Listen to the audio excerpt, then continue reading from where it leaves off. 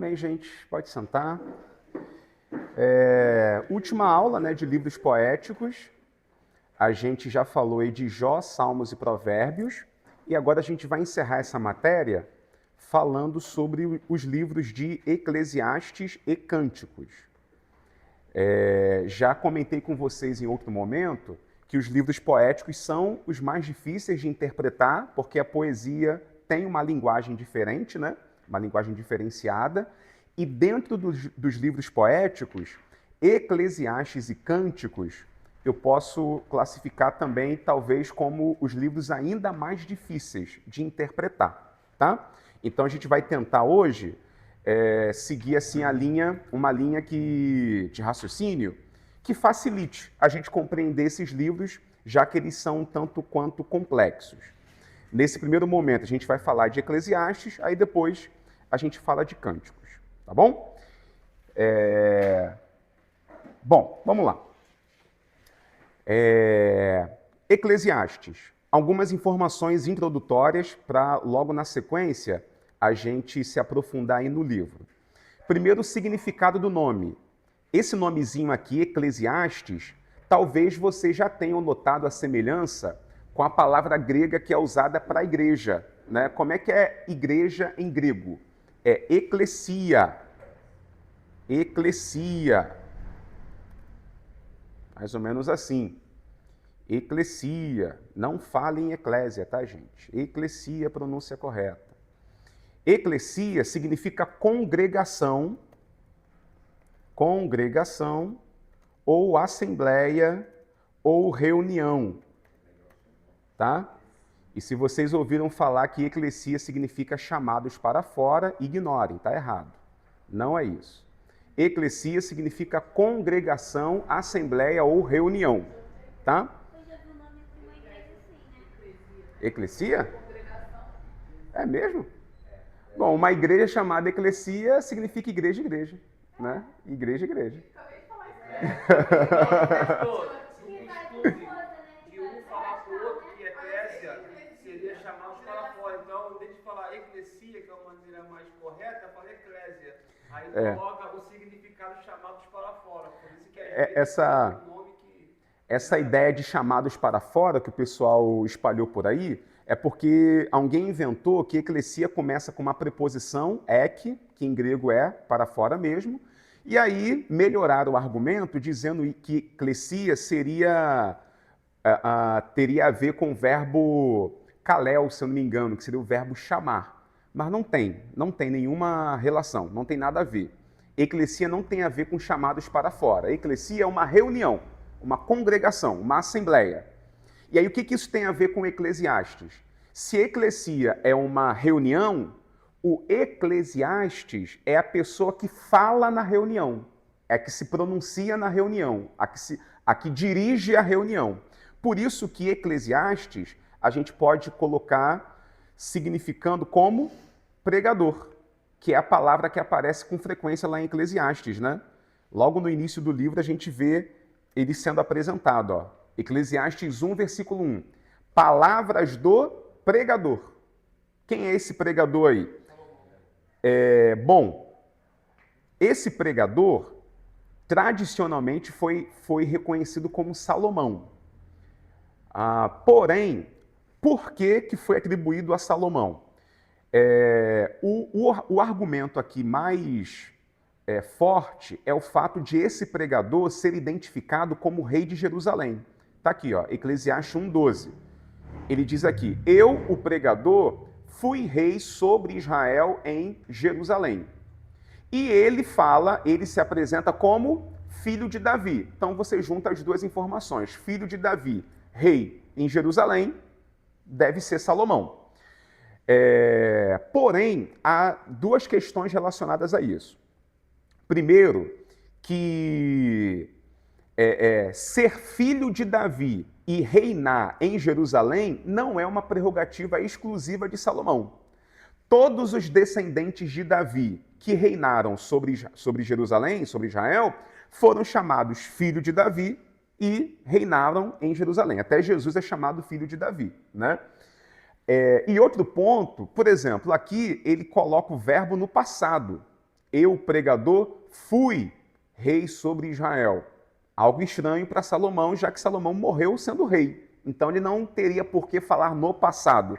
Ele falaria sempre como algo contemporâneo. Ele era rei em Jerusalém.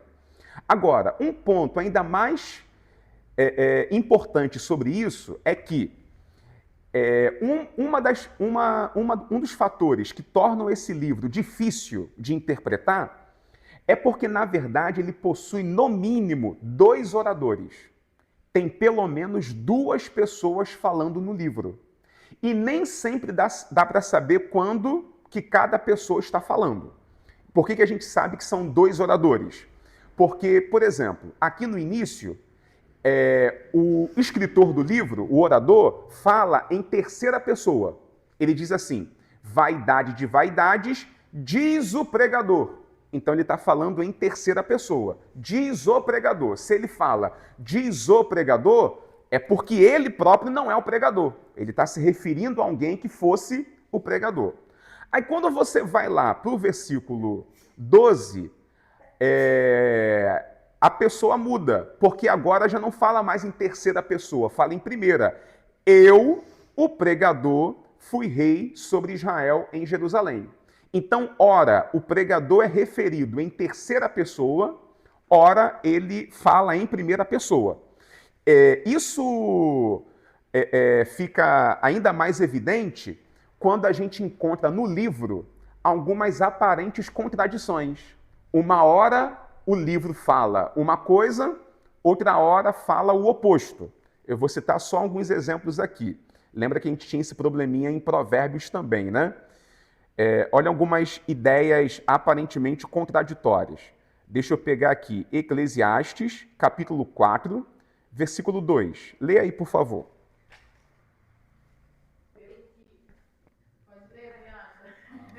Pelo que eu louvei os que já morreram, mais do que os que vivem ainda. Agora lê o capítulo 9, versículo 4. Ora, para os que acompanham com todos os vivos a esperança, porque melhor é o convívio do que o leão morto. Observem que no capítulo 4, ele louva os que já morreram. Então parece que morrer é algo bom, porque ele diz: eu louvei os que já morreram mais do que os que vivem. Então lá no capítulo 4, morrer é melhor que viver. No capítulo 9 é o oposto. No capítulo 9 ele diz: ora, para o que acompanha com todos os vivos a esperança, porque melhor é o cão vivo do que o leão morto.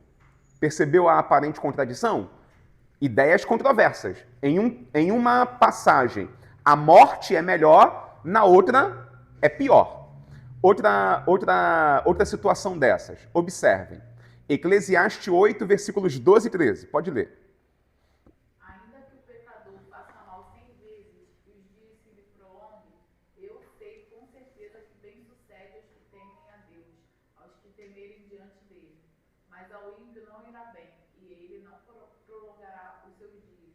Será como a sombra, visto que ele não teme diante de Deus. Aqui, esse versículo é até bonito, né? Porque ele fala que bem acontece aos que temem a Deus. Então, todo mundo que teme a Deus vai se dar bem. Isso é os versículos 12 e 13. Aí olha o versículo seguinte, versículo 14. Pode ler. Ainda há outra vaidade que se faz sobre a terra. Há justos a quem sucede segundo as obras dos ímpios, e há ímpios a quem sucede segundo as obras dos justos. Digo que também isso é vaidade. Ele desmontou o que falou anteriormente. Porque aqui no 12 e 13, ele diz que bem sucede aos que temem a Deus e o ímpio não vai se dar bem, porque ele não teme a Deus. Aí no 14 ele diz assim, porém, tem uma coisa chata. Os justos sofrem as obras, ou sofrem segundo as obras dos ímpios, e há ímpios a quem sucede segundo as obras dos justos. Ou seja, é meio que informações contraditórias. Em um momento, o justo se dá bem e o ímpio se prejudica, no outro ele diz, mas tem justo que sofre o que o ímpio sofre e tem ímpio que recebe aquilo que o justo recebe. Então, e aí? Não resolveu, né? Afinal, é melhor ser justo ou não? É melhor ser justo ou ímpio? Parece que ele fala, tipo, no plano espiritual e no plano terreno. Não faz essa classificação porque durante todo o livro ele responde, ele explica que a sua reflexão é isso aqui, ó, debaixo do sol. Que vantagem tem o homem de todo o seu trabalho que ele faz debaixo do sol? Essa expressão debaixo do sol ele repete com frequência, para mostrar que toda a análise dele tem a ver com visão terrena. Agora, por que então que tem essas aparentes contradições? Quem já fez faculdade deve ter tido em algum momento a necessidade de fazer uma resenha crítica. O que é uma resenha crítica? O professor passa lá um livro para você ler, né? E aí você vai precisar fazer um resumo do livro, só que não é apenas um resumo que você transcreve as ideias do autor. Você precisa fazer uma crítica às ideias do autor. Então, se eu tenho que fazer uma resenha crítica de um livro, sei lá, de Machado de Assis, na minha resenha crítica eu vou explicar. Machado de Assis pensa assim, assim, assim, assim. Aí vem a minha opinião. Nesse ponto, eu concordo com ele. Naquele outro ponto, eu discordo dele. Isso é uma resenha crítica.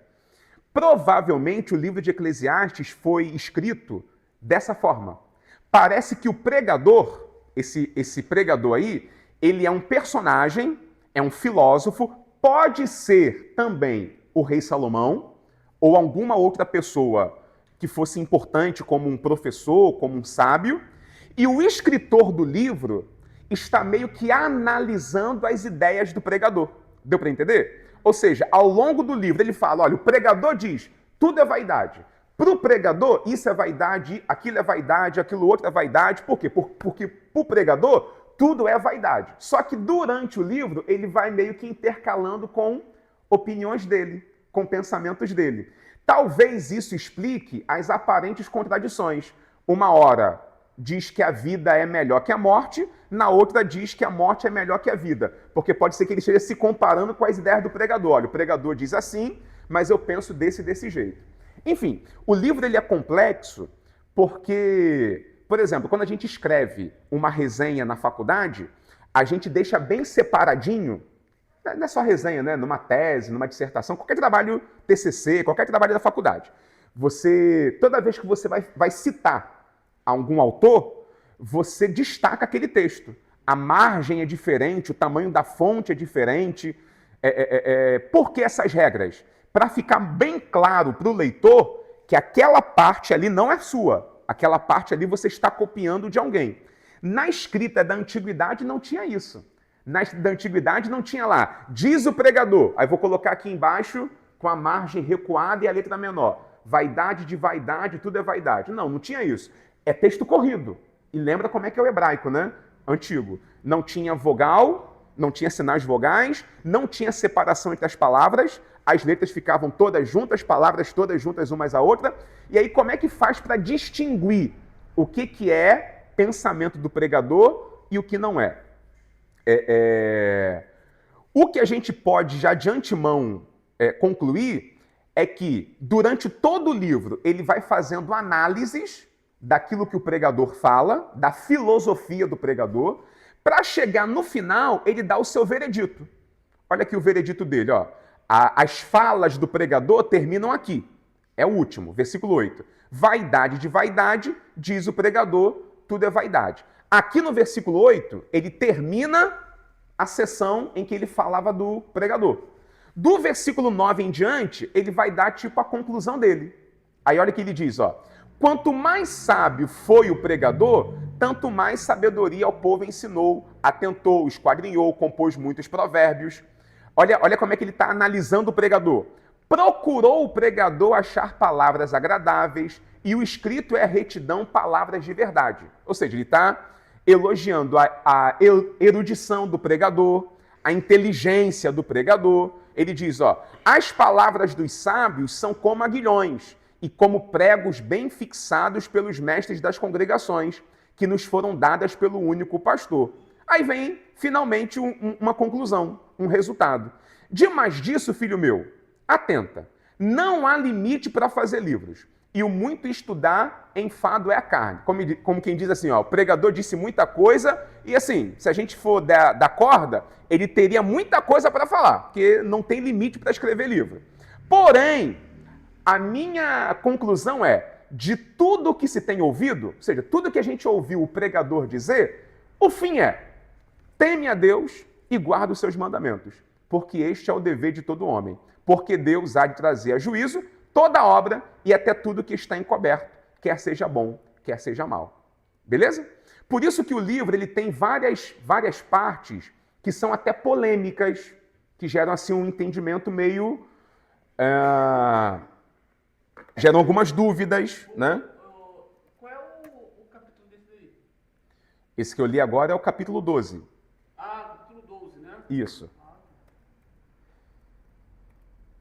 Deixa eu ver se eu encontro aqui.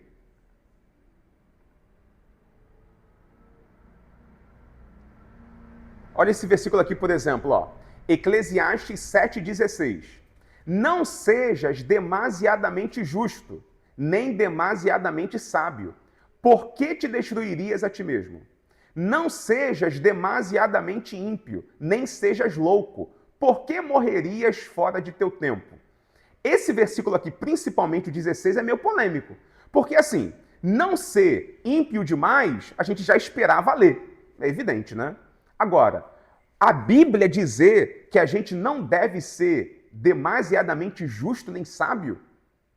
Jesus, por exemplo, disse que se a nossa justiça não exceder a dos fariseus, a gente não entraria no reino dos céus. Então, assim, a impressão que a gente tem é, quanto mais sabedoria, melhor. Quanto mais justiça, melhor. Não é? O que o Tiago fala? Se alguém tem falta de sabedoria, peça a Deus que dá a todos liberalmente. Mas aqui o camarada diz, não precisa ser tão sábio assim não. É uma questão a refletir. Ou seja, o escritor desse livro, ele está meio que dialogando com o pensamento de alguém e está fazendo análise, concordando, discordando. Por isso que o livro de Eclesiastes, você tem que tomar muito cuidado quando você interpreta qualquer passagem, qualquer versículo, para você não isolar de um contexto e acabar ignorando que talvez aquela frase ali que você está se apegando é uma frase que mais à frente o escritor do livro está criticando, está discordando. Por isso a necessidade de ler o livro inteiro e entender o que é dito aí ao longo do livro. Um ponto que a gente deve chamar a atenção aqui com frequência no livro é que tudo ele analisa como vaidade.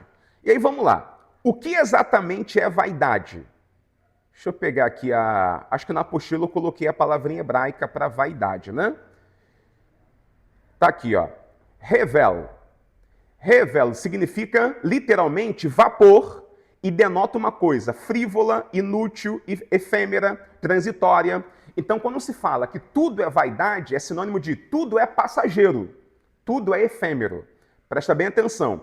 Vaidade em Eclesiastes não tem a ver com aparência, com batom, porque tinha uma época aí que algumas igrejas muito rígidas com o costume, elas proibiam as irmãzinhas de colocar maquiagem e tudo mais, porque Eclesiastes dizia que tudo é vaidade, né? Aí vaidade não pode, você não pode se enfeitar, não pode passar perfume, não pode passar maquiagem, não tem nada a ver com isso não. A palavra vaidade significa efêmero, passageiro, transitório, inútil, frívolo. Só que essa frase, gente, ela é muito pesada. Tudo vaidade, tudo é muita coisa, porque tudo é tudo. Tudo é tudo. Por isso que o livro é uma análise que vai pensar assim, que tudo é esse que é vaidade. E por que é vaidade? Então, vamos ver o que o pregador alega que é vaidade. Eu fiz aqui um resuminho. Nesse resumo a gente consegue observar algumas coisas. O que o livro de Eclesiastes considera como vaidade? Ou seja, coisa passageira, sem importância, transitória. Primeiro, o trabalho e o esforço humano. No Eclesiastes, o pregador fala o seguinte, embora, presta bem atenção, ó, embora o trabalho traga alguma satisfação, os frutos do esforço humano são deixados para outras pessoas, que podem não valorizá-los ou administrá-los bem. Essa realidade torna o trabalho vaidade. Olha a reflexão. A empresa onde você trabalha, por exemplo, o setor, o departamento que você cuida, enfim, aonde você trabalha, você pode ir lá dar o máximo de você, se dedicar pra caramba para fazer o negócio ir para frente, mas o fato difícil de aceitar é que mais cedo ou mais tarde você vai ter que abandonar aquilo, você vai ter que sair daquilo ali, outra pessoa vai ocupar o teu lugar, e talvez essa outra pessoa não vai cuidar daquilo com o mesmo esmero que você cuida, com a mesma dedicação que você cuida, o que significa que todo o esforço que hoje você faz para manter aquilo de pé, assim que você sair dali, já não vai mais estar de pé. Aí vem a pergunta, será que vale a pena mesmo eu me esforçar tanto no meu trabalho, já que é vaidade, né? É passageiro? Olha esses versículos aqui, ó. Vamos ver alguns. Eclesiastes 1, versículo 3. Leia aí, por favor. Que vantagem tem um homem de todo o seu trabalho que ele faz debaixo do sol? Capítulo 2, versículo 11. E olhei eu para todas as obras que fizeram as minhas mãos, como também para o trabalho que eu, trabalhando, tinha feito, e eis que tudo era vaidade, e aflição de espírito, e que proveito nenhum havia debaixo do sol. Eu preguei esse fim de semana numa igreja que o tema da festividade foi Eclesiastes 12:1. Né? Lembra-te do teu Criador no dia da tua mocidade. Aí, depois que terminou o culto, o pastor estava conversando comigo que ele, durante a semana, colocou a juventude inteira para ler o livro de Eclesiastes, para estudar o livro, para se preparar para a festividade. Aí disse ele que no meio da semana, os jovens começaram a procurá-lo para dizer assim, pastor, eu acho que eu estou ficando com depressão, porque esse livro de Eclesiastes está me deixando desanimado. Por quê? A gente vai lendo as reflexões do pregador, olha o que o cara fala. Olhei para todas as obras que fizeram as minhas mãos, tudo que eu me dediquei e concluí que tudo era vaidade, aflição de espírito, e isso aqui é pesado, né? E proveito nenhum havia debaixo do sol. Ou seja, trabalhei em vão, foi tudo inútil. Olha aqui mais um versículo. Versículo 18. Também eu aborreci todo o meu trabalho em que trabalhei debaixo do sol, visto como eu havia de deixá-lo ao homem que viesse depois de mim. E quem, lembra do que eu comentei naquele resumo, né? E quem sabe se será sábio ou tolo? Ou seja, o meu substituto, quem garante que vai ser bom ou não? Contudo, ele se assenhoreará de todo o meu trabalho em que trabalhei e em que me ouve sabiamente debaixo do sol. Também isso é vaidade. O que ele está nos levando a refletir é a casa, por exemplo, onde você mora, que você zela, que você cuida, que você arruma, que você deixa cheirosa. Você um dia vai ter que abandoná-la e outra pessoa vai morar lá e vai desfrutar de todo o esforço que você fez e sabe Deus se ela terá o mesmo zelo que você teve. E aí, valeu a pena ou não valeu deixar sempre a casa arrumada? São reflexões que o pregador faz. Olha o capítulo 4, sobre o trabalho, sobre o esforço humano. Capítulo 4, versículo 4. Ó. Leia aí, por favor. Também vi eu que todo trabalho e toda destreza em obras trazem ao homem a inveja do seu próximo. Também isso é vaidade e aflição de espírito. Olha que deprimente. Como se não bastasse o que você trabalha ficar para outra pessoa, em vida, muitas vezes ocorre de você se dedicar a algo pelo bem comum e ao invés de você ganhar reconhecimento, você ganha inveja. Né? Você fez pelo bem das pessoas e ainda assim alguma daquelas pessoas que você ajudou vão ter inveja de você. Aí o pregador está dizendo, será que vale a pena mesmo eu me dedicar tanto ao trabalho? Porque pelo que eu estou vendo, tudo é vaidade. Presta bem atenção. Primeiro a gente está analisando aqui tudo que ele fala como vaidade, mas fica tranquilo que eu não vou fazer você abandonar o emprego, né, quando sair da aula hoje não. Né? Depois a gente vai entender o contraponto. Né?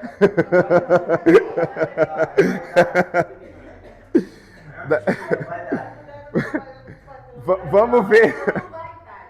Vamos ver os contrapontos depois. Mas vamos primeiro analisar as vaidades que ele cita. Outra vaidade. A sabedoria e o conhecimento.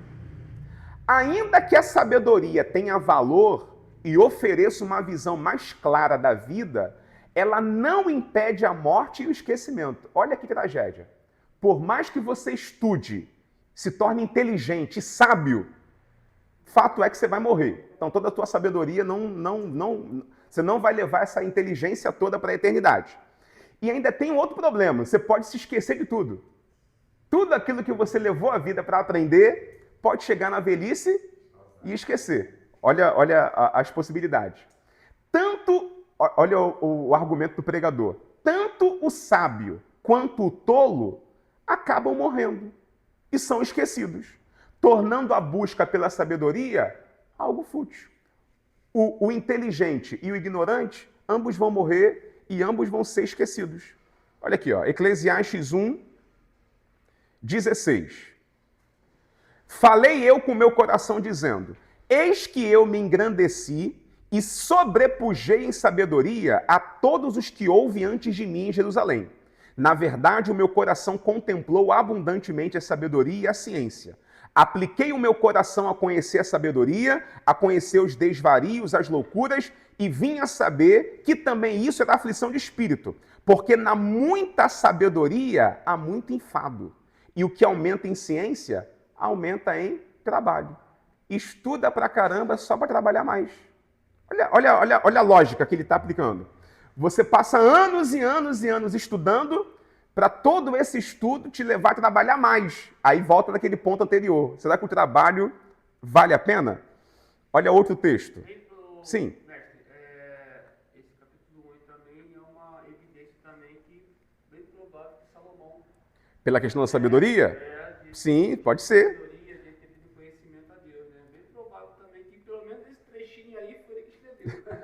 Assim, pode ser que ele seja o pregador.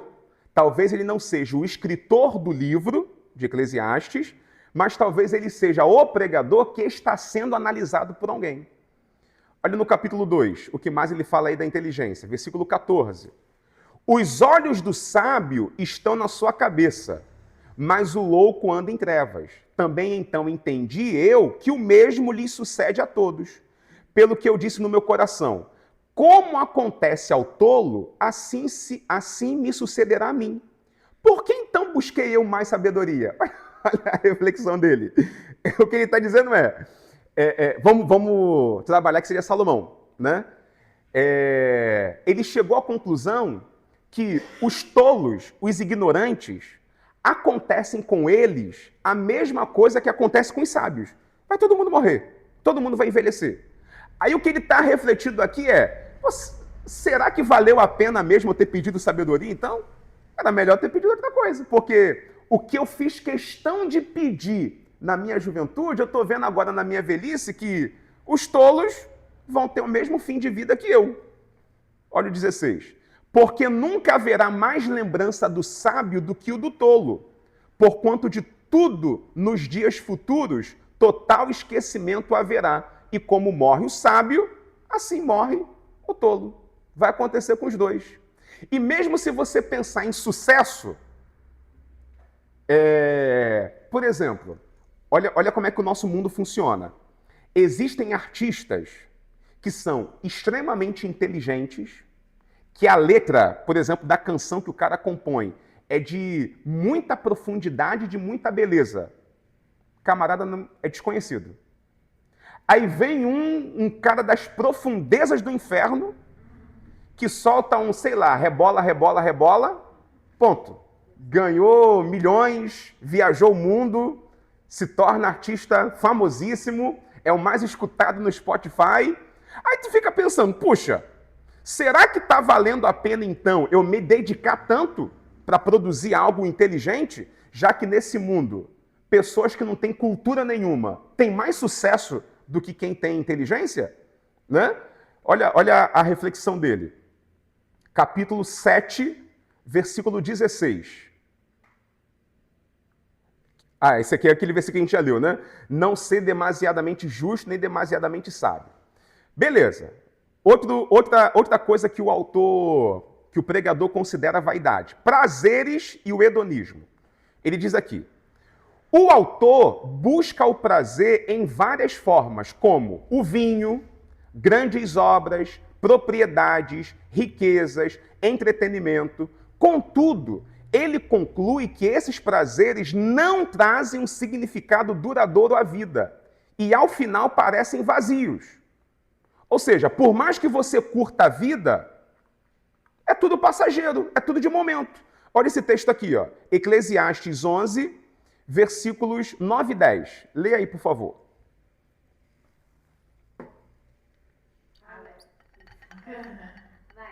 Alegra-te, jovem, na tua mocidade, e alegre-se o teu coração nos dias da tua mocidade, e anda pelos caminhos do teu coração e pela vista dos teus olhos. Sabe, porém, que por todas essas coisas trará Deus a juízo. 10. Afasta, pois, a ira do teu coração e remove da tua carne o mal, porque a adolescência e a juventude são vaidade. Uma pergunta, ele cita muito o coração, né? Ele fala com o coração, ele pede para poder tirar, né, alguma coisa do seu coração, e nós entendemos também que é do coração que procede, né, alguns males, né? E a gente aprendeu que a boca fala que o coração está cheio, né? Então, assim, é meio confuso, né? Essa expressão. Isso, Não, e assim, não, me chamou a atenção nisso que ele falou, não, da sério aflição mesmo. do espírito. Sim, sério sim. mesmo, que Assim, parece, né? parece Isso que mesmo. ele pediu a sabedoria porque ele queria ser realmente conhecido. E ele foi. Eu acredito que quando você pede sabedoria e transborda no próximo, você vai ser conhecido de alguma forma. Mas ele chega no final, ele quer algo além. Só que Dos seres humanos. se frustra. Eu ajudei a pessoa pra caramba. Eu acho que ele casou com 1.000 mulheres, ele ajudar com eu sou rico pra caramba. Eu vou casar com 1.000 mulheres, eu vou dar dinheiro em 1.000 casas, 1.000 pessoas vão ser alimentadas. Só que se for dessa forma. Pois é. Ele foi tentando ajudar muita gente e achou que o final dele ia ser diferente do outro, do tolo que não fazia nada. Mas ele se arrependeu. Mas, Yuri, Sofrendo. a palavra ali, coração é a correta mesmo? Não, é correto. Coração é usado como símbolo da própria alma, né? Do ser interior do ser humano. Coração é o centro da vida, né? É a sede das emoções, sede dos sentimentos. Então, quando fala para afastar do coração, é nesse sentido, de afastar das suas intenções interiores. Nesse último aí, até combina, né, no final, são passageiros. Porque passa rápido mesmo, adolescência e juventude, passa rápido. Lá no capítulo 2, é o que ele mais fala de curtir a vida. Ele fala aqui, ó. Oi? Já tô triste já. Já tá... Ó, em resumo, ele fala aqui que ele provou o coração com alegria, ele encheu a cara com vinho, versículo 3, fez obras magníficas, plantou vinhas, fez hortas, plantou árvores, fez tanques de água, comprou servos e servas, né, escravos, teve grande gado, multiplicou ouro e prata, ou seja, também foi rico, engrandeceu e aumentou mais do que todo mundo em Jerusalém, tudo que os olhos dele desejaram, não negou, ele teve tudo o que quis, construiu tudo o que quis, para chegar no final, ele olhar para tudo que fez e dizer isso aqui, ó, pelo que aborreci esta vida. Aborreci tem que estar eu, que não consegui nada ainda. É grato, cara desse. O cara é rico, fez tudo o que queria, realizou todos os sonhos, chega no final e aborrecer essa vida. Né? Ou seja, não tinha nada que alimentasse o ego dele. Não conseguiu suprir. Não conseguiu suprir. Vou te falar aí. Deve ser uma tristeza. Pô, vida chatona. Minha mulher se ferrou. Pois é. Riqueza, dinheiro. Ele foi muito rico também, né? Olha o que ele fala sobre dinheiro. A riqueza não pode ser levada para a sepultura e não garante verdadeira felicidade ou paz. Ou seja, você não vai levar dinheiro para o túmulo. Além disso, muitos acumulam riqueza sem aproveitar, enquanto outros desfrutam do trabalho. Olha, isso aqui é revoltante mesmo, né? Isso aqui, aí eu concordo com ele. Dá pra mim. Aí... Olha o que ele diz aqui, ó. Eclesiastes 6, versículo 1 e 2. Ele fala uma coisa que é real. Há um mal que tenho visto debaixo do sol e que muito frequente é entre os homens. Um homem a quem Deus deu riqueza, fazenda e honra, nada lhe falta de tudo quanto a sua alma deseja, mas Deus não lhe dá poder para daí comer. Antes, o estranho lhe come. Também isso é vaidade e má enfermidade. O que ele está dizendo é que existem pessoas que Deus dá muitos bens materiais, mas a pessoa nem tem tempo de desfrutar de tudo isso. Nem tem tempo. Ela, ou pela perda da saúde, ou pela perda da própria vida, ela simplesmente não consegue desfrutar, e o que ela levou a vida inteira construindo, fica para outra pessoa que não fez esforço nenhum. Isso aqui é revoltante, mas eu concordo com o pregador. Lá no capítulo 5... A ideia é essa. Eclesiastes 5:10. O que amar o dinheiro nunca se fartará de dinheiro. Quem amar a abundância nunca se fartará da renda. Também isso é vaidade. Onde a fazenda se multiplica, olha o 11. Onde a fazenda se multiplica, aí se multiplicam também os que a comem.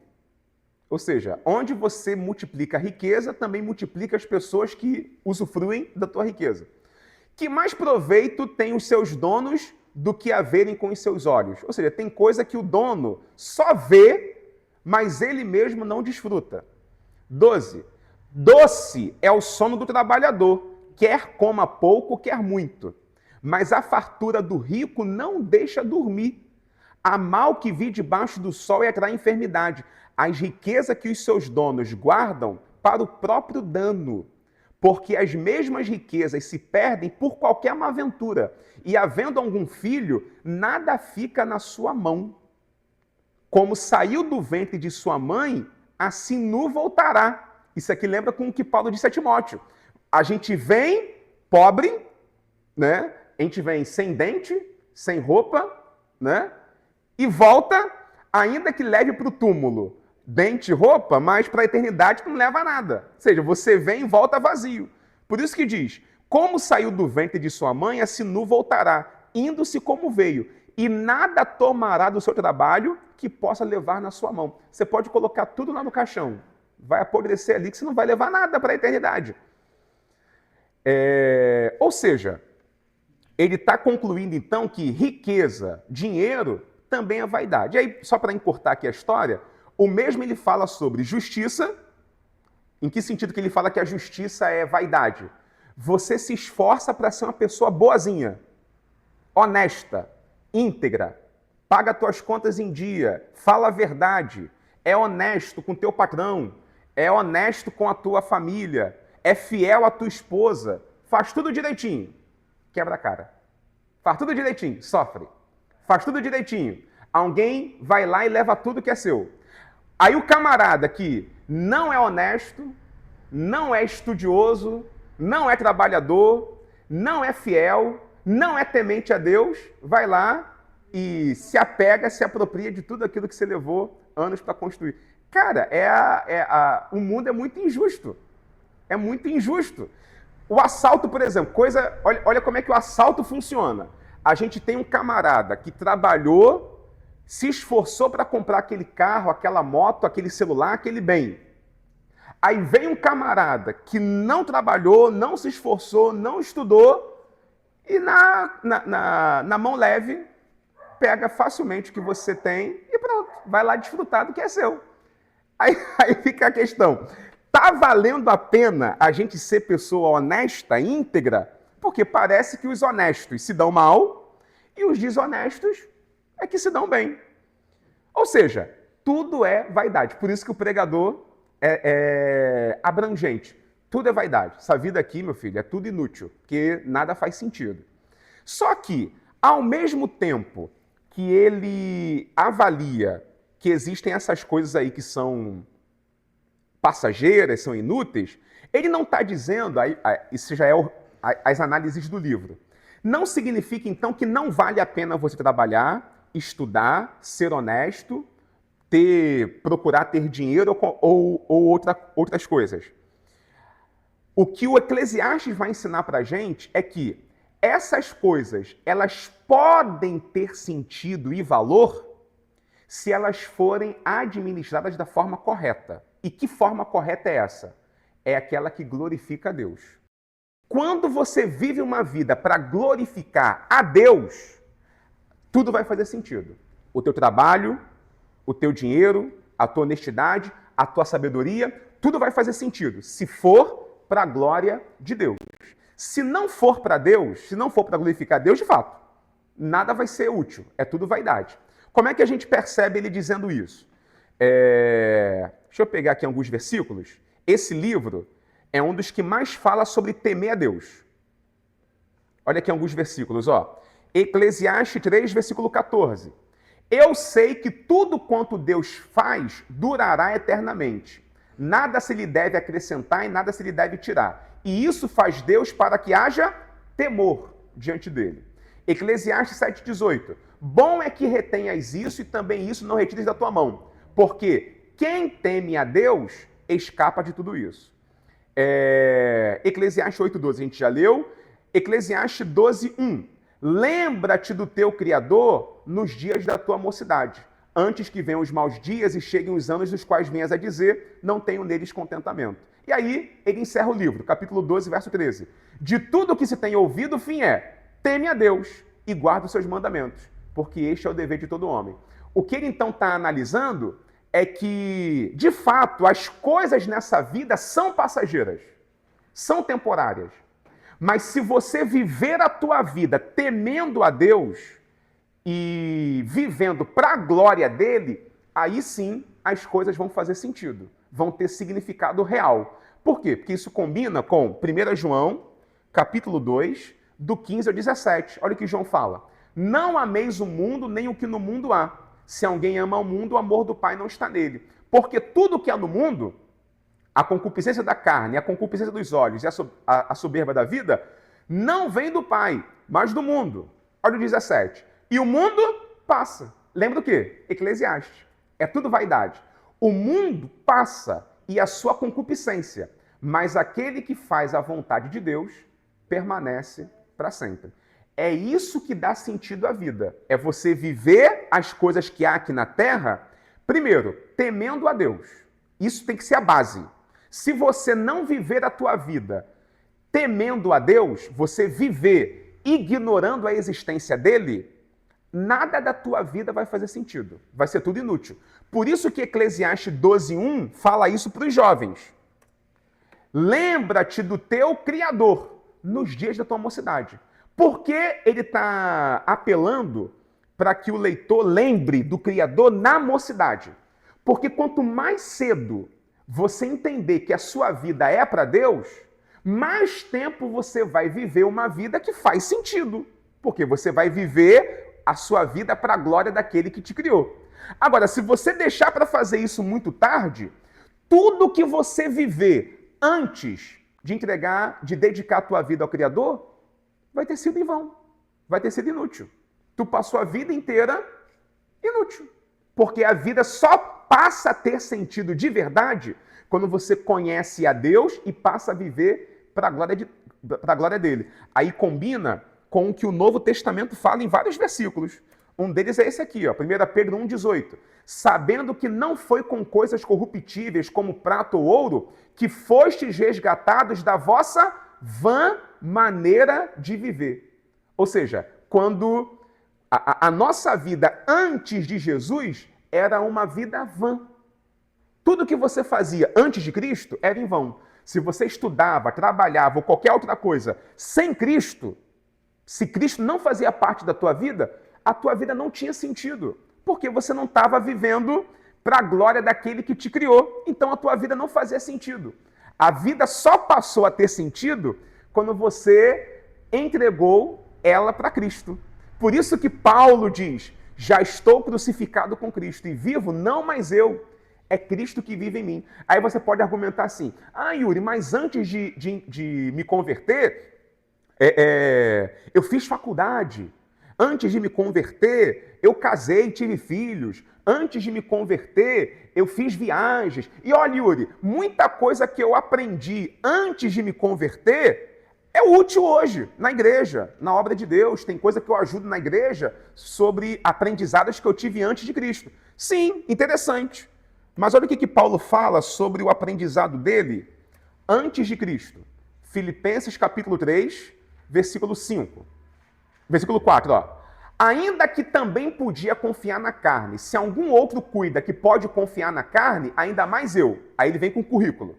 Circuncidado ao 8º dia, da linhagem de Israel, da tribo de Benjamim, hebreu de hebreus, segundo a lei fui fariseu, segundo o zelo, perseguidor da igreja, segundo a justiça que há na lei, irrepreensível, ou seja, o meu currículo antes de Cristo foi impecável. Só que aí, depois que ele conheceu a Cristo, verso 7, mas o que para mim era ganho, reputei-o perda por Cristo. E na verdade tenho também por perda todas essas coisas, né? Pela excelência do conhecimento de Cristo Jesus. É aí que entra aquele versículo tão famoso, que é o versículo 13, quando ele diz assim, ó, uma coisa faço esquecendo-me das coisas que atrás ficam e avançando para as que estão diante de mim, prossigo para o alvo. Geralmente, quando as pessoas lembram desse versículo, esquecer o passado, elas remetem a um passado ruim, negativo. Vou deixar o meu passado ruim para trás e vou avançar. Só que nesse caso, Paulo não está falando de um passado ruim. Ele está falando de um passado bom, um passado que ele poderia ter orgulho. Mas ele diz, eu esqueci tudo isso para trás e avancei para algo muito melhor que está à minha frente. E o que é? O prêmio da soberana vocação de Deus em Cristo Jesus. Em Cristo, a minha vida teve sentido. Tudo que eu estudei, que eu aprendi, que eu trabalhei, a minha formação, os meus títulos, tudo antes de Cristo, eu achava que era lucro, mas na verdade eu estava perdendo meu tempo. A minha vida só passou a ter sentido mesmo quando eu recomecei a vida com Jesus. Mas nesse ponto de Paulo, ele tinha muito conhecimento e usava de forma errada. Pois é, ele usava o conhecimento que ele tinha para perseguir a igreja. Prendeu muitos cristãos e acredita-se, inclusive, que ele de fato chegou a matar muitos cristãos. Mas o ponto aqui é que ele está se comparando com aqueles judeus que se orgulhavam do judaísmo. Aí o que ele está dizendo é, vocês acham que isso aí é bom? Isso aí é maravilhoso? Deixa eu dar o meu currículo para vocês. Se vocês acham que são judeus bons, eu fui um judeu melhor do que todos vocês. Vocês conhecem a lei? Eu sou doutor da lei. Vocês são hebreus? Eu sou hebreu de hebreus. Vocês são frequentadores aí da sinagoga? Eu fui fariseu. Vocês gostam da lei? Eu fui impecável cumpridor da lei. O que ele está dizendo é, o meu passado no judaísmo, eu me esforcei para ser impecável. Só que eu percebi que nada daquilo fez sentido enquanto eu não conhecia Cristo. Enquanto Cristo não fez parte da minha vida, aquilo ali foi inútil. Por isso que a conclusão de Eclesiastes ela é tão importante nesse ponto. A ideia do livro não é dizer que tudo aqui não presta e vou me matar. Não, é para eu ressignificar a vida. É para eu aprender a viver. Se você trabalha, estuda só para satisfação pessoal, de fato você está perdendo tempo. Se você vive a tua vida para o seu ego, você está perdendo tempo. A vida só faz sentido quando ela é vivida para a glória de Deus. Se você come, bebe, enche a barriga só para matar a fome, você está perdendo tempo. Até isso, 1 Coríntios 10:31 diz, quer comais, quer bebais, ou façais qualquer outra coisa, faça para a glória de Deus. Porque a verdade é que eu como, depois de algum tempo, estou com fome de novo. Mas quando eu como para a glória de Deus, o meu corpo pode sentir fome novamente. Mas nada substitui aquele momento que eu adorei a Deus, que eu louvei a Deus, que eu glorifiquei a Deus com a minha vida. Tá? Outro ponto sobre Eclesiastes, a gente já vai fazer uma pausinha aí rapidinho, são essas 3 observações aqui, ó. Quer que a gente vá direto? A gente pode ir direto. 3 observações aqui, ó. E o trabalho? É? Calma que a aula é vaidade também. É passageira. Se tudo é vaidade, o que Eclesiastes ensina então? Ó, aproveitar as bênçãos e o trabalho com gratidão. Porque, meu filho, seu trabalho, por mais que você se esforce hoje, a tua empresa, teu setor, tudo vai passar. Então, vale a pena trabalhar de que forma? Isso aqui, ó, Eclesiastes 2:24. Não é, pois, bom para o homem que coma e beba e que faça gozar a sua alma do bem do seu trabalho? Isso também eu vi que vem da mão de Deus. Então, já que o trabalho é vaidade, então pouco que você tiver, cara, desfruta. Não vive enfiado em trabalho, não. Não passa 24 horas por dia enfiado no trabalho, não, cara. Vai tirar um fim de semana para descansar. Vai viajar, vai descansar, vai tirar um tempo de lazer. Vai curtir com a tua família, porque a vida passa rápido. A vida passa rápido. A vida é passageiro. A vida é passageira. Né? Vem da mão de Deus você desfrutar o pouco que você tem. Já que há pouco tempo, então vamos aproveitar. Porque o fato é, meu filho, por mais que você se esforce para cuidar do que você cuida, uma hora você não vai poder mais cuidar e vai passar para a mão de outra pessoa. Então, já que de qualquer forma o trabalho, a empresa, o setor em algum momento vai ter um outro destino, um outro caminho, não desperdice a tua vida com isso.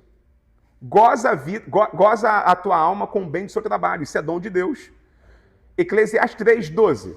Já tenho conhecido que não há coisa melhor para eles do que se alegrarem e fazerem bem na sua vida.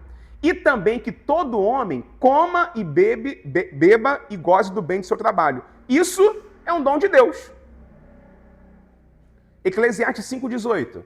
Eis aqui o que eu vi, uma boa e bela coisa: comer, beber, gozar cada um do bem do seu trabalho, em que trabalhou debaixo do sol, todos os dias da sua vida que Deus lhe deu, porque esta é a sua porção. Ou seja, vai curtir a vida, meu filho. Vida é passageira.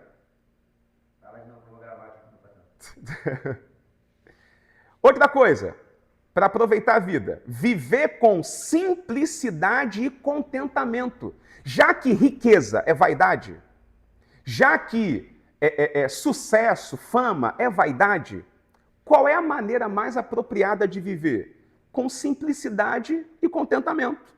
Olha esse versículo aqui, ó. Eclesiastes 4, versículo 6. Melhor é uma mão cheia com descanso do que ambas as mãos cheias com trabalho e aflição de espírito. Entendeu o que ele disse? É melhor uma aqui é numeral, tá? Uma mão ou duas mãos. O que ele está dizendo é melhor uma mão cheia apenas, mas que eu possa descansar, que eu possa ter tempo para mim, para minha família, do que ter as duas mãos cheias e só trabalho e aflição de espírito. No nosso contexto, o que ele está dizendo é melhor ganhar pouco, mas com tempo para você cuidar de você, da tua família, da tua saúde, do teu bem-estar, do que você ganhar muito, mas o tanto que você trabalha para ganhar muito não te dá tempo de curtir a vida. Porque no final, lembra do que ele disse, esse muito que você ajuntou vai cair no colo de outra pessoa. Então, meu filho, vai gastar esse dinheiro. Não fica acumulando, não. Vai gastar isso, vai usar, vai desfrutar.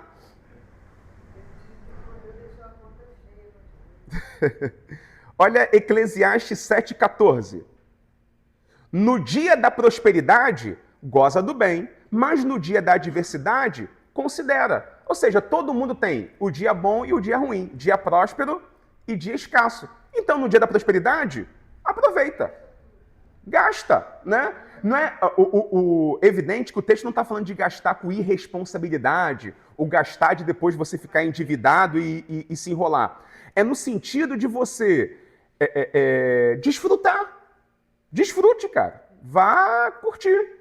Pode viajar? Viaje. Não pode viajar? Vá na pracinha. Mas faça alguma coisa para desfrutar, para de fato fazer a vida valer a pena. Porque só trabalho não faz não. Só dinheiro também não faz não. E outra, aceite os limites humanos. Já que tudo é vaidade, aí entra aquele capítulo bem famoso, né? Que é o Eclesiastes, capítulo 3. Há tempo para todas as coisas. Há tempo para nascer, tempo de morrer, tempo de plantar, tempo de arrancar o que se plantou, tempo de matar, tempo de curar, tempo de derribar, tempo de edificar, tempo de chorar, tempo de rir. Ou seja, tem tempo para tudo. Há tempo para todas as coisas. Há um tempo determinado para todo propósito debaixo do céu. Então, eu tenho que viver as diferentes fases da minha vida. Vai ter tempo de chorar, vai ter tempo de rir.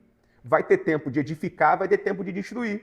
Vai ter tempo de viajar, vai ter tempo de ficar parado. É disso que ele está falando. Vai ter tempo de estudar, vai ter tempo de ensinar. Vai ter tempo de falar, vai ter tempo de ouvir.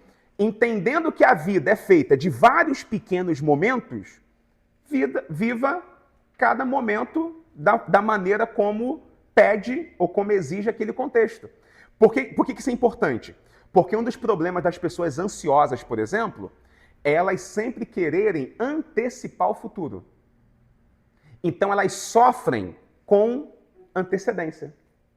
Cara, vive o hoje. É o que a Bíblia fala. O amanhã não te pertence, não. O amanhã pertence a Deus. Vive o hoje. Só que tem pessoas que se afligem com o amanhã, né? Se inquietam com o amanhã. Por exemplo, a minha esposa, ela trabalha numa empresa que ela tem uma escala em que ela trabalha 3 dias na empresa e 2 dias de home office. Ela entrou na empresa com esse benefício. Ela na Barra, então para ela é super jogo escolher 2 dias da semana para trabalhar em casa. E geralmente ela escolhe segunda-feira e sexta-feira. Quando chegou em fevereiro, mais ou menos, fevereiro ou março, a empresa deu a notícia que isso ia acabar. Aí baixaram o decreto. Olha, a partir de agosto, acabou essa escala, vai ser 100% presencial.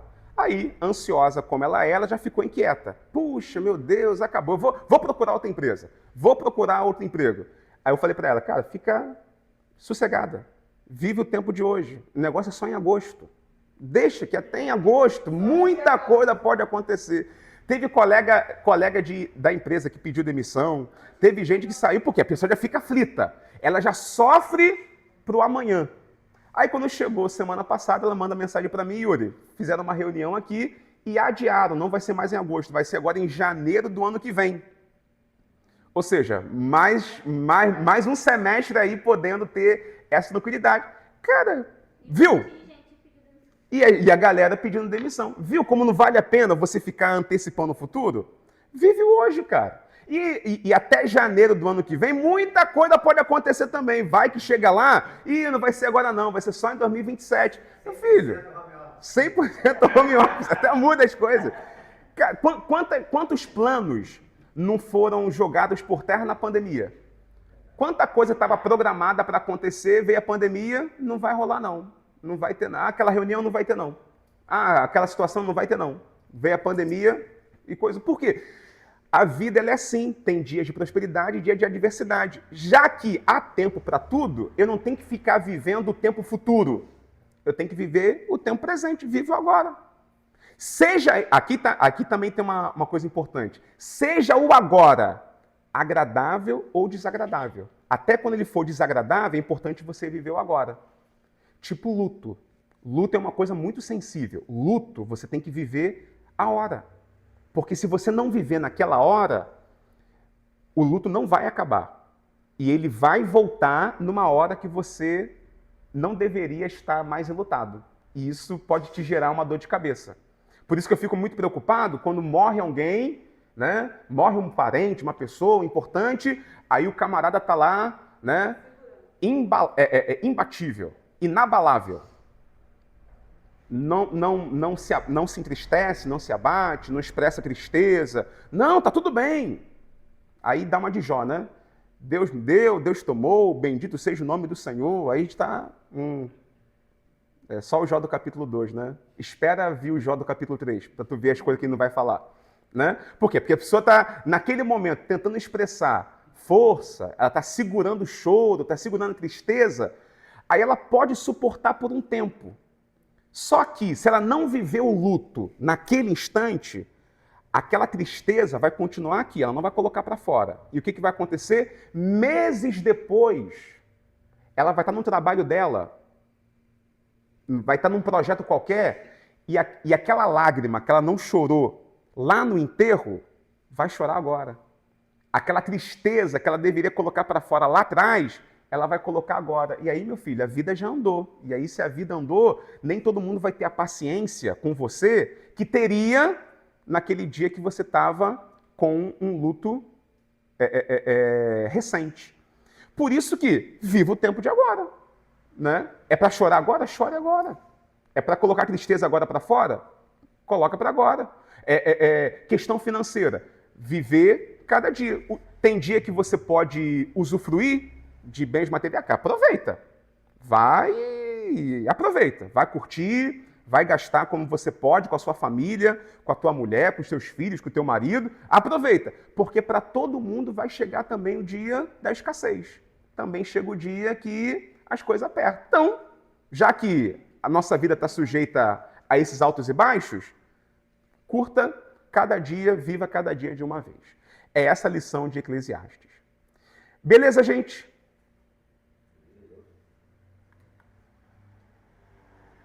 Vamos para Cânticos?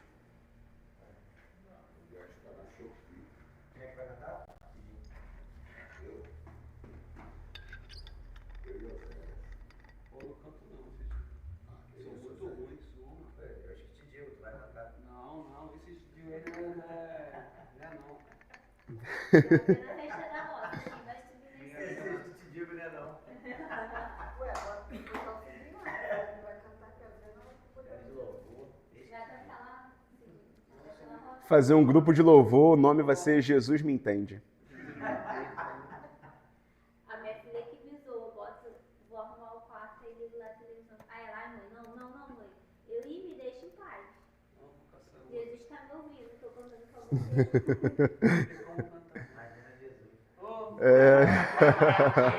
Muita misericórdia, né? Tem que amar. Oh, meu Deus. A minha graça te basta. Serafim, grita mais alto aí para não ouvir.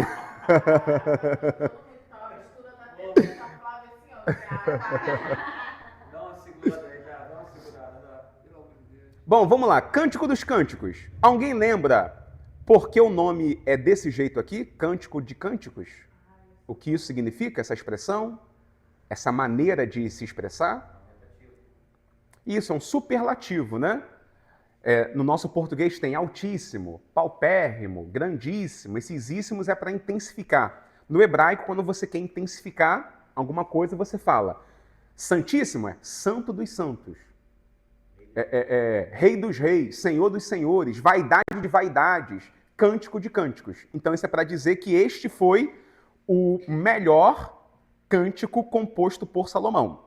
Lembrando que entre os cânticos dele, nós temos aqui em Cânticos 4, Cânticos não, 1 Reis 4, versículo 32. E disse 3.000 provérbios e foram os seus cânticos 1.005.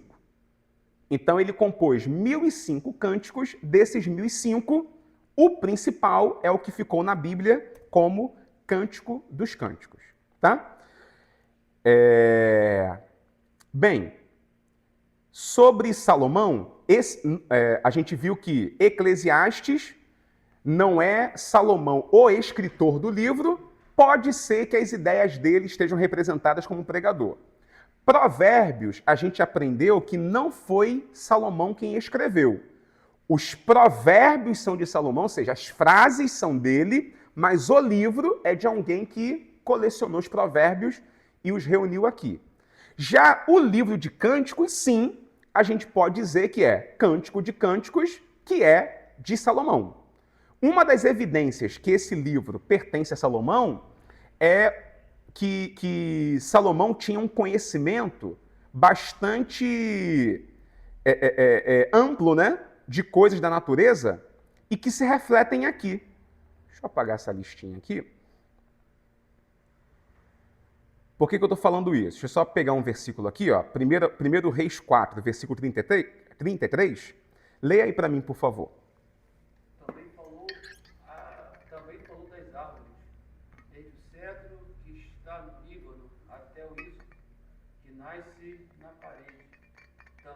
falou dos animais, das aves, dos répteis e dos peixes. Ou seja, Salomão tinha muito conhecimento sobre a natureza. Animais, aves, répteis. Então ele era zoólogo, ele era botânico, ele tinha muito conhecimento da natureza. Por que eu estou comentando isso? Porque no livro de Cânticos, uma das coisas que ele mais faz é comparações com a natureza. Cânticos 1:5. Eu sou moreno e agradável, como as tendas de Quedar, como as cortinas de Salomão. Olha como é que Salomão é mencionado no livro, né? Eis que é a liteira de Salomão. Cânticos 3, verso 9. O rei Salomão fez para si um palanquim. Cânticos 3, verso 11. Contemplai o rei Salomão. Cânticos 8, 11. Teve Salomão uma vinha. Ou seja, o nome dele é mencionado com muita frequência. Agora, a questão que eu mencionei anteriormente, né, de muito conhecimento da natureza, todo livro você vê ele fazendo comparações com elementos da natureza. Tipo,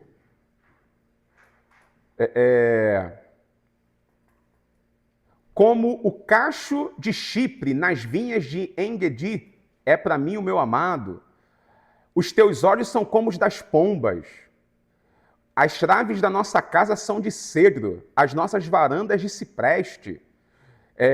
Eu sou a rosa de Saron, lírio dos vales, qual lírio entre os espinhos, qual a macieira entre as árvores do bosque. Ou seja, é o livro inteiro comparando com árvore, com animal, né? E algumas comparações estão até meio constrangedoras, né? Principalmente quando ele começa a descrever o corpo da menina. Os teus dentes são como o rebanho das ovelhas. Os teus lábios é como um fio de escarlate. O teu pescoço é como a torre de Davi. Os teus dois peitos são como os dois filhos gêmeos da gazela, que se apacentam entre os lírios, né? Ou seja, o camarada ele usou todo o conhecimento de botânica dele para descrever o corpo da mulher. Mas assim, o que... Oi?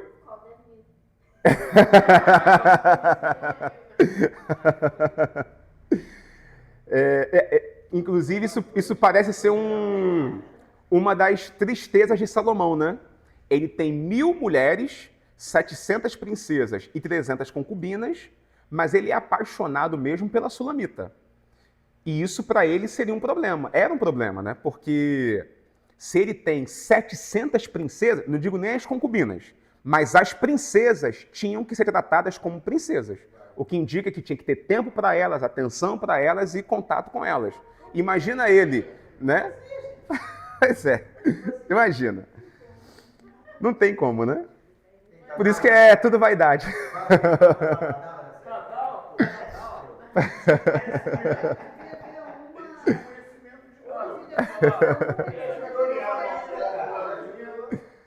É tudo vaidade. Salomão nesse livro vai dar uma aula. É por isso que ele aborreceu a vida, né? Realmente, ele dá uma aula para nós homens assim de reverenciar a beleza da mulher, da sua esposa. Esse livro é maravilhoso.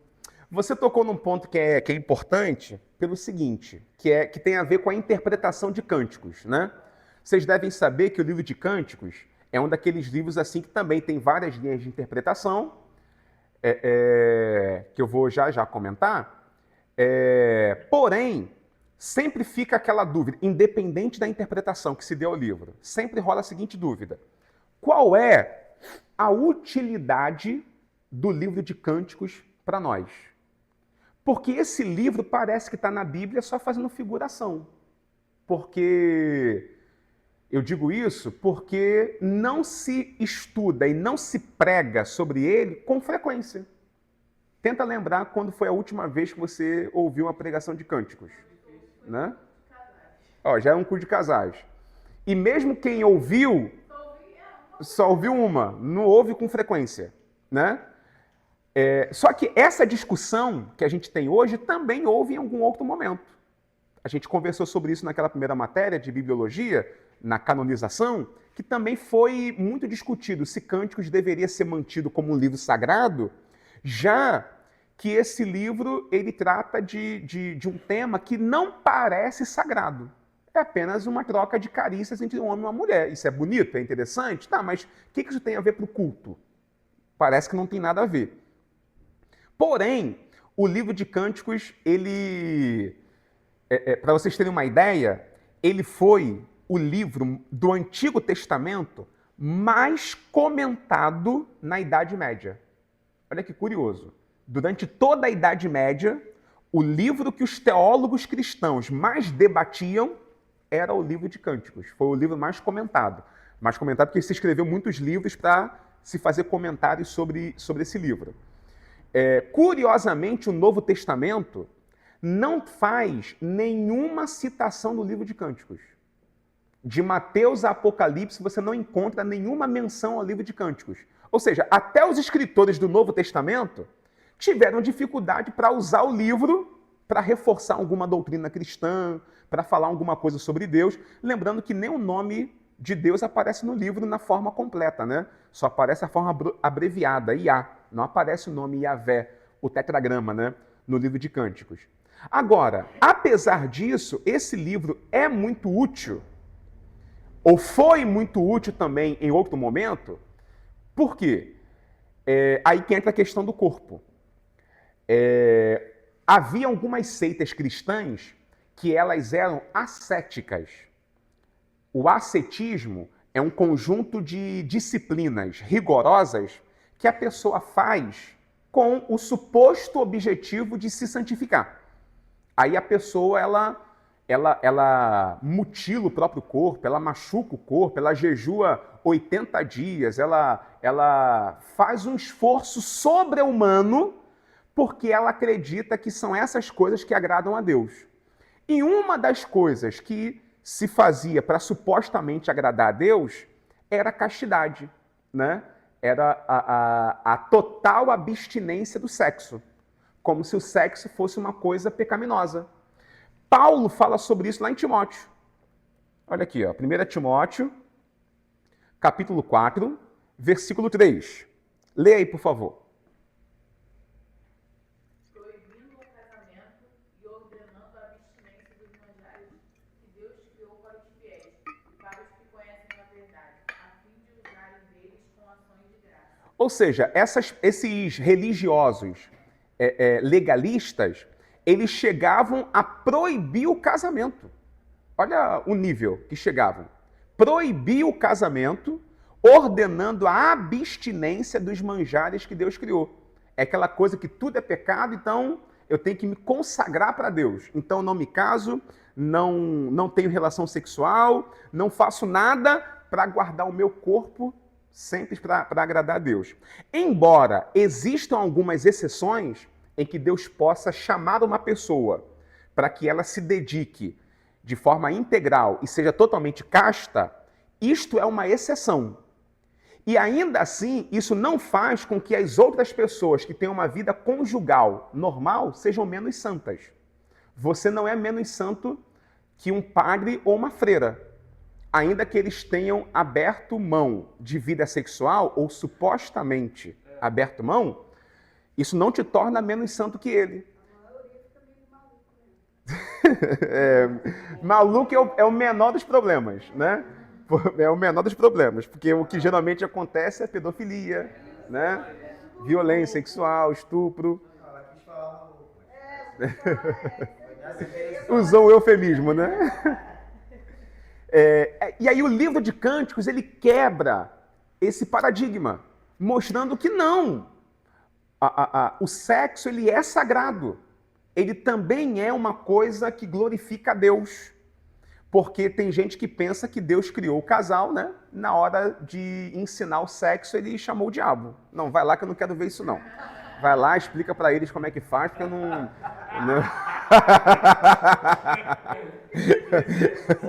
Serpente, vai lá e ensina eles.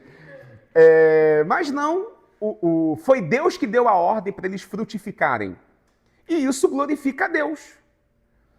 Então o livro de Cânticos contribui para perceber isso, que também é uma forma de adorar a Deus, porque quando você elogia o corpo do seu cônjuge, de certa forma você está adorando a Deus, porque você está elogiando aquilo que Deus fez e te deu. Ou seja, Salomão descrever e elogiar o corpo da sua esposa é uma forma de exaltar a Deus que fez a esposa e deu para ele. Porque a Bíblia fala que quem acha uma mulher benevolente, quem acha uma mulher, na verdade, achou a benevolência do Senhor. Ou seja, Deus foi benevolente porque concedeu um cônjuge para você. E aí o que acontece? Esse livro, ele tem pelo menos 4 linhas de interpretação que o pessoal costuma seguir, né? Primeira linha de interpretação, que é a mais antiga, alegórica. O que é interpretação alegórica? É ler o livro de Cânticos como se tudo ali fosse um símbolo relacionado a Deus, a Israel, a igreja, a Cristo. Quer ver? Vou fazer um exercício aqui rapidinho. Ó. Vamos pegar Cânticos, capítulo 1. Deixa eu pegar esses versículos aqui. Esses aqui, só para vocês verem como é que se faz uma interpretação alegórica. Cânticos, capítulo 1, a partir do versículo 2. Ó, alegoria judaica. Beije-me ele com os beijos da sua boca, porque melhor é o seu amor do que o vinho. Como é que alguns judeus entendiam isso? Eles entendiam que esse versículo falava de quando Deus deu a lei para Moisés, lá no Monte Sinai. Como é que isso tem a ver? A lei vem da boca de Deus. É a palavra de Deus. Então, beije-me com os beijos da sua boca me dê aquilo que está na sua boca. Então, os judeus entendiam que isso era uma alusão ao fato de o povo receber a lei de Deus. É como se lá no Monte Sinai, Deus estivesse beijando Israel, dando a sua lei, a sua palavra para eles. Olha o versículo 4. Leva-me tu, correremos após ti. O rei me introduziu nas suas recâmaras. Em ti nos regozijaremos e nos alegraremos. No teu amor nos lembraremos. Isso aqui os judeus entendiam que era quando o povo chegou na terra de Canaã. Quando fala aqui, o rei me introduziu nas suas recâmaras, recâmara é a terra prometida. Então, quando Israel chegou lá, foi como se o rei tivesse introduzido o seu povo no quarto. E ali eles poderiam se regozijar e se alegrar. Olha o versículo 6. Não olheis para o eu ser morena, porque o sol resplandeceu sobre mim. Isso aqui faria alusão a quê? Ao tempo que o povo passou no deserto. Ficaram no deserto, amorenou a pele. Né? Ou seja, é o tempo que eles sofreram no deserto. E assim vai, tá? Colossenses 1,13. O meu amado é para mim um ramalhete de mirra, morará entre os meus seios.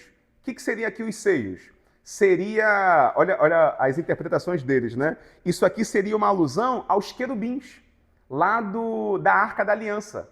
Porque em cima da arca tinha 2 querubins.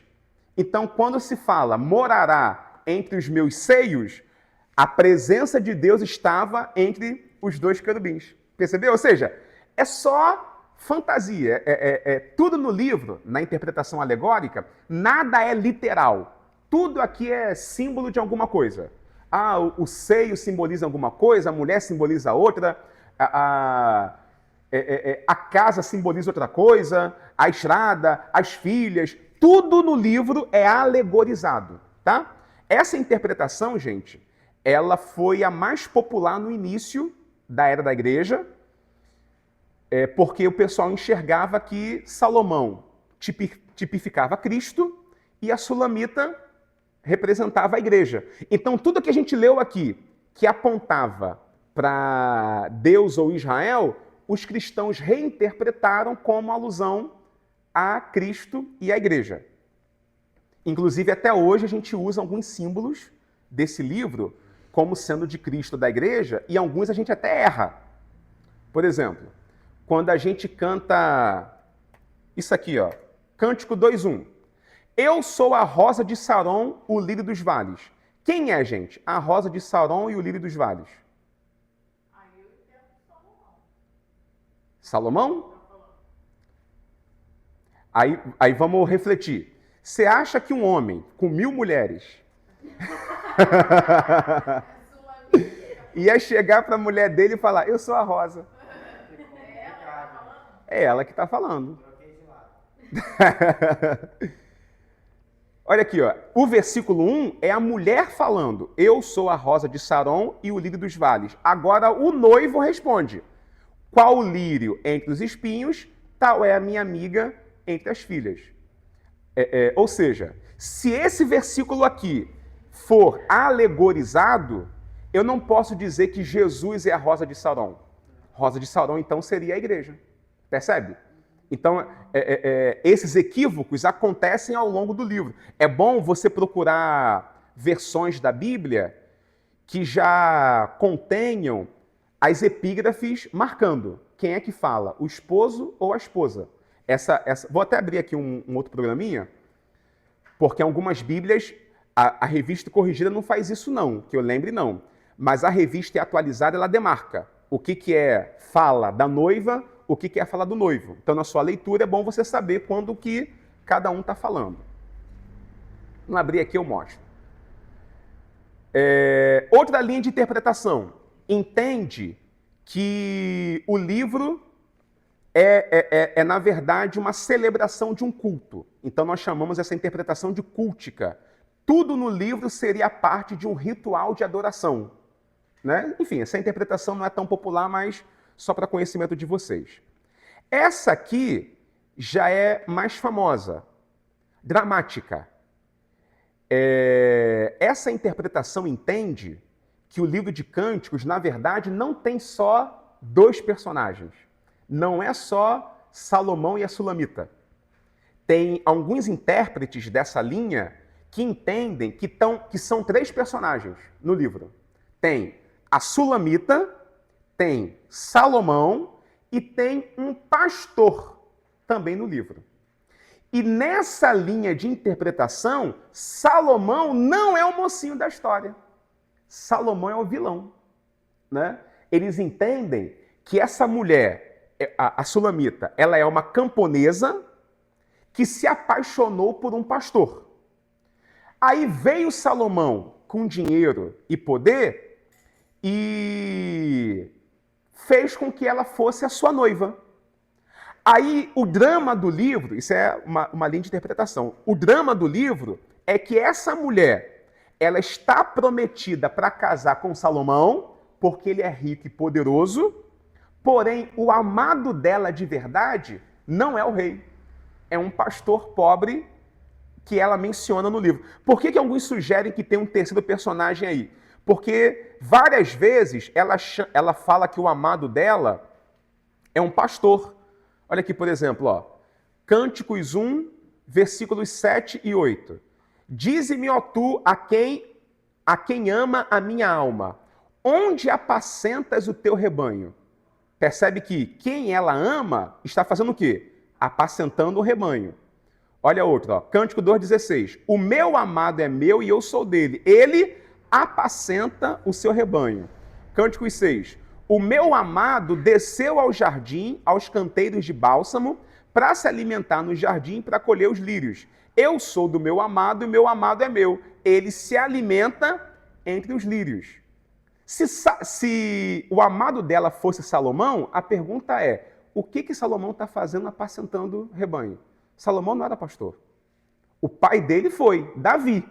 Mas Davi também foi pastor até virar rei. Depois que virou rei, não continuou sendo mais pastor. Então, o que alguns intérpretes questionam é, esse amado aqui, que apacenta rebanho, não deve ser Salomão. Salomão era rei, rico e poderoso. Não trabalhava cuidando de ovelha. Se ela está apaixonada por alguém que apacenta o rebanho, é porque, na verdade, o amado dela é um pastor de ovelhas, mas ela está tendo esse dilema de estar noiva de um rei poderoso, só que o amor dela é por um pastor pobre. Aí o livro trataria disso, de como ela lidou com esse dilema, né? De ser apaixonada por um, mas estar prometida a outro. Isso levaria a alguns versículos como esse aqui, ó, versículo 7. As muitas águas não poderiam apagar esse amor, nem os rios afogá-lo. Ainda que alguém desse toda a fazenda de sua casa por este amor, certamente a desprezariam. É como se fosse uma fala final para dizer que aquela mulher, ela está disposta a ficar com o amado dela e que ela não vai deixar o amor ser vendido. Mesmo que a outra opção seja um camarada rico e poderoso. O amor, nenhuma fazenda, nenhum dinheiro pode comprar esse amor. Seria a lição do livro. Seria a ideia de uma mulher que prefere ser fiel ao seu amor por um camarada pobre do que permanecer com outro rico que ela não ama. Tá? Por isso que essa interpretação é chamada de dramática. Dá para fazer uma boa novela com isso aqui, né? E tem a interpretação lírica, que é aquela que entende que isso aqui é apenas um grande poema, realmente, em que um noivo e uma noiva estão trocando carícias, né, elogios e tudo mais. Esse livro, gente, ele continua sendo muito útil porque ele tem algumas lições, inclusive, para nossa geração. Vou destacar aqui, ó. Lições conjugais que a gente encontra em Cânticos. Primeiro, amor recíproco e comprometido. A gente está vivendo uma época em que ninguém é de ninguém, né? E quanto mais parceiros e parceiras, melhor. O que o Cântico ensina? Eu sou do meu amado e o meu amado é meu. Isso indica um amor recíproco e comprometido. Olha como é que esse livro de Cânticos ainda é útil para hoje.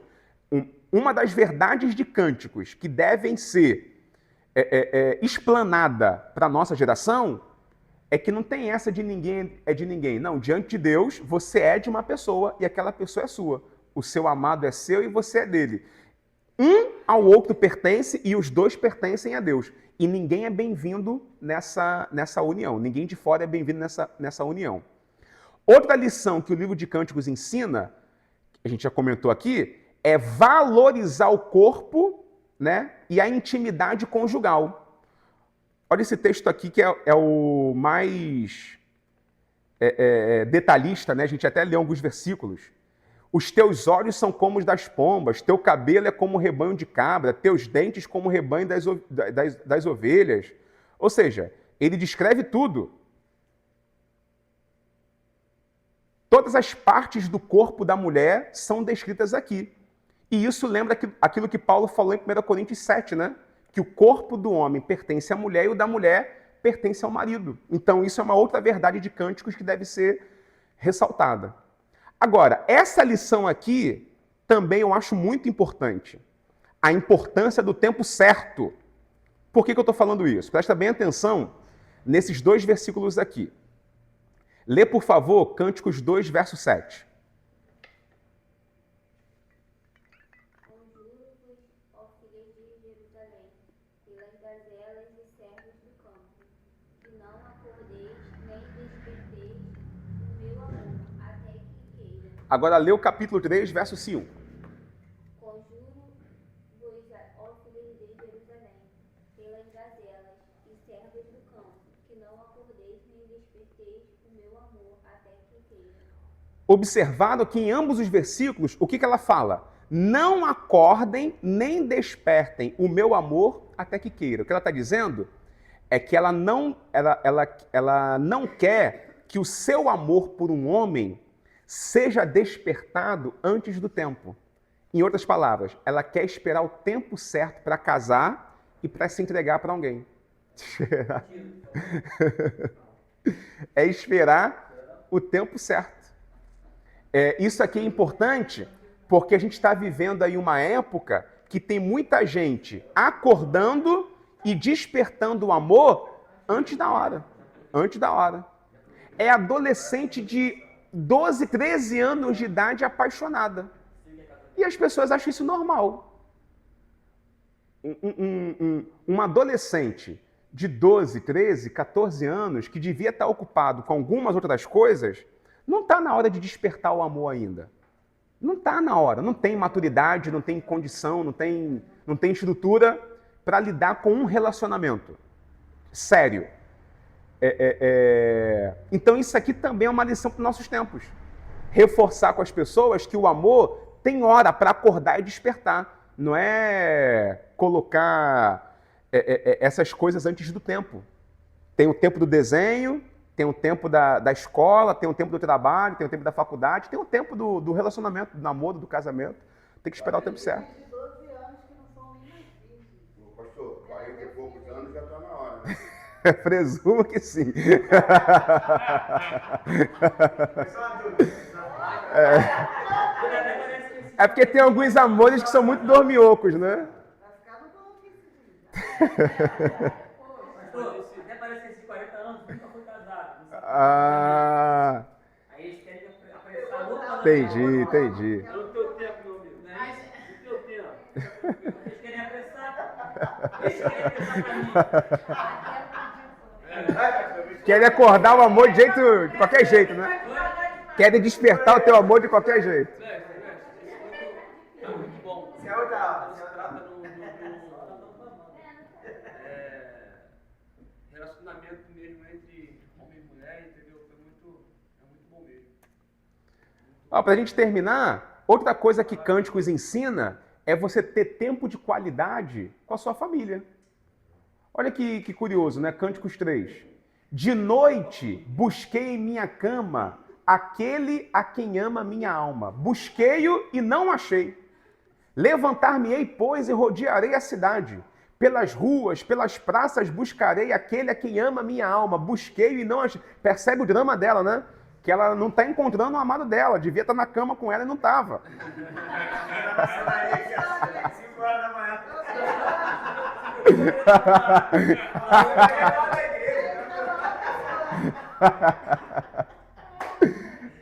Acharam-me os guardas que rondavam pela cidade e eu perguntei: vistes aquele a quem ama a minha alma? Apartando-me eu um pouco deles, logo achei, que bom, graças a Deus. Logo achei aquele a quem ama a minha alma. Detive-o, até que o introduzi em casa de minha mãe, na câmara daquela que me gerou. Ou seja, eu só não entendi por que depois de tanto esforço ela o leva para casa da sogra, né? Isso aí. Por isso que o cara come. Não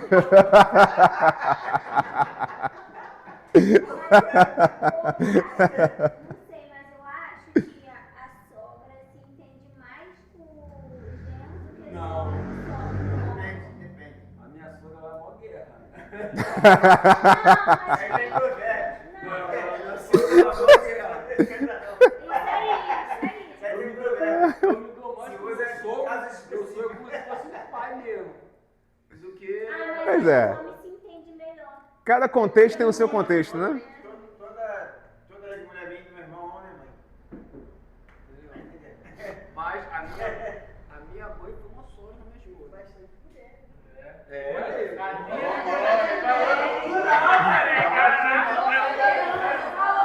Falou com propriedade, né?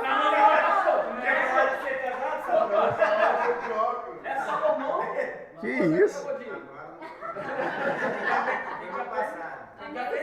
igual Paulo. Eu casei com preto, Olha esse branco. Agora acabou, agora eu tô na frente de Cristo. Agora faz sentido. O que eu fiquei de mostrar para vocês é o que essas Bíblias fazem, ó. Colocam a epígrafe, ó. Esposa, coro, esposa, ou amado, né? Amado também. O negócio aqui é identificar se é o homem ou se é a mulher. Aí quando a gente vai no capítulo 2, versículo 1, ó, está dentro da fala da esposa ainda. A mulher fala de 1,16 até 2,1. Aí o esposo vem falar no versículo 2. E assim, por isso que é bom essas Bíblias que destacam de quem é que fala cada estrofe. Beleza, gente? Encerrar por aqui, né? Mais uma matéria concluída.